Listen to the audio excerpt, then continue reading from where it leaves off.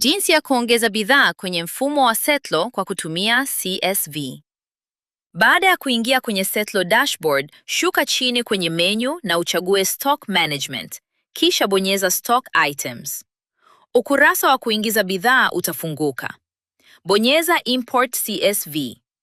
Setlo itakupa uwezo wa kupakua CSV template ambayo itakusaidia kujaza bidhaa zako kwa mpangilio sahihi.